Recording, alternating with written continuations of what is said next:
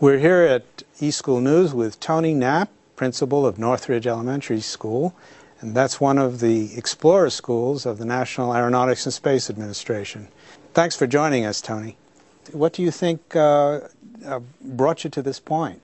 NASA Explorer Schools is a program that NASA has. They add about 50 schools in the last 3 years each year, where they partner with their local affiliates like the Jet Propulsion Laboratory, the Marshall Rocket Center, Houston, and Johnson Space Center, and they work with local schools to bring science, technology, math to the students. The idea is to bring more knowledge to the kids, more awareness of career fields, and so they have representatives that come from those field services or mentors that come out and work with the kids on experiments, after-school programs, training staff. It's a great opportunity for the kids to get involved and for staff as well. There seems to be a challenge that educators face in this country to get enough kids up to speed and interested in these areas. What's been your experience? Well, I think when you open that door for the kids, I mean, they love space flight. They love everything to do with NASA. We worked on with the Gabbert program, with finding Mars landing sites for the lunar rovers on Mars. I think the kids just are excited about the technology. They run with it. Most recently, we've done a Lego robotics competition where the kids program and build Lego robots. They just have a great time, and they love the technology, and they take off with it. These kids, the kids today, the elementary kids we work with, they've been raised in the period of technology, so they're not afraid of it. They enjoy it. When you think of innovation in the context of education and technology, what comes to mind? What are the areas that you feel are most important here? I think for the kids to understand that it's changing so rapidly, and they have to be flexible, and they have to be critical thinkers. So we're trying to develop that in our students, along with, of course, with the math and reading skills and writing. But the students have to be open to new ideas and to realize that the technology they're dealing with today is going to be vastly different a year from now and 5 years from now. In getting your programs up to speed, to what extent have you engaged the teachers in your school or other resources beyond NASA? NASA, the Explorer Schools program is centered on 4th and 5th grades. But what we do as well, we push it down through the curriculum, and we have space nights, astronomy nights, family rocket days, so everybody can be involved, whether building one type of rocket or another, whether it's a bottle rocket, and you know, an air launch rocket. The kids get involved throughout the grade levels.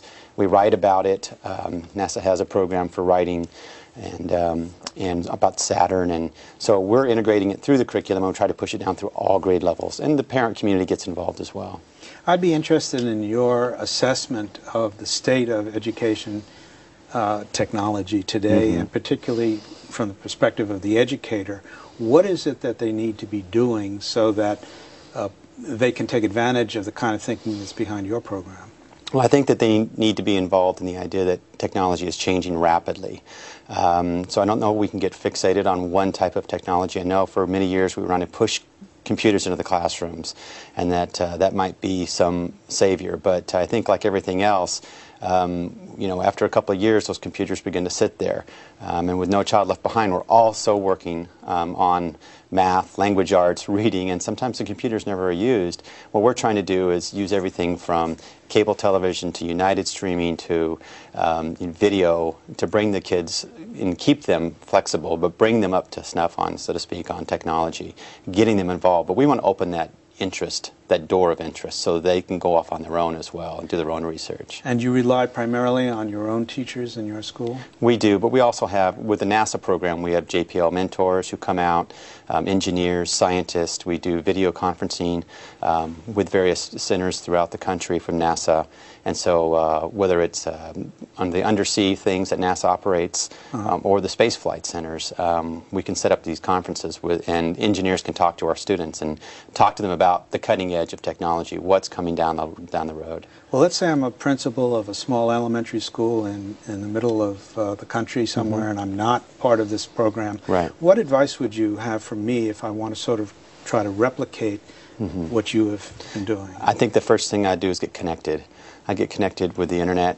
get connected with cable, the NASA channel, get the kids excited about what's available out there. And I think once you start building on that excitement and that interest, students start going on their own. Bring those materials into the classroom, and I think you'll find that those students are they're just easy to move then, and that they absorb the technology, they hold on to it, and they'll be asking you for it, and you just let that be your guide. So. Now with technology changing so rapidly, it would seem that the educational system faces a dilemma of sorts because of the expense involved. Right. Is there a set of equipment or an approach to funding these things that you would recommend? Well, I think that we always need to look for those grant programs, but I also think that the local cable industry is great about bringing technology out. Kids don't always have to have the new technology in their hands in the classroom, that they can be exposed to it. They can be exposed to it through different places, and they can go on field trips, and I think those are opportunities that we need to take advantage of and see what's out there. Some of your co-awardees in this program have talked about the need for more leadership in the schools. The point being that principals, I don't mean you, but right. other principals may not have the tech background or the tech knowledge to do what needs to be done. What are your thoughts on that? Well, I understand that, and I don't profess to have all the tech knowledge, but what we do is we bring in those mentors, we bring in those experts. Certainly, I'm not a rocket scientist, nor an astronaut, but we bring those people in. You know, whether it's video conferencing or we've had 3 spaceflight astronauts at our school, and they create that enthusiasm, they create that interest for the students. And I think designing teacher teams who collaborate are so important for the students. And they feed on each other, teachers do, when they start talking about technology. And one of them might know one thing and one might know another, so that synergy creates a tremendous growth within the students and within the teachers. And so it's you're learning both ways. So. Do you have any thoughts about the curriculum in schools of education and how that might be adapted to this sort of thing? I certainly think that teachers need to be aware of everything from iPods down to internet and the cable, and how to use it effectively, cable television, and bringing those United streaming, everything into the classroom that they can. And certainly it's not going to replace the core curriculum, but it can certainly supplement it and bring that interest level into the students. I think that students start grasping and they take hold of their own learning. And the teacher can step back a little bit and be a facilitator and guide them. And the students just, before you know it, they've learned so much that they just look at you and go, wow, this is amazing. If I could ask you to speculate where things will be in terms of the use of ed technology, say 5-10 years down the road, what's your vision? Well, my vision is that that's a difficult question, first of all, because I just talked about how fast technology is changing. So I believe, though, that we're going to be seeing more incorporation of technology through the cable internet system in the classrooms. I think students will be able to do research right in their own rooms, maybe even on handheld devices. We're looking at everything from Palm devices to Dell systems that students can actually do things at their desk. It's expensive now, but in the future I think those prices will come down. But hopefully we can take the same learning they're getting in the classroom and take it home with them and bring back and forth. So the students will be able to incorporate it throughout the entire day.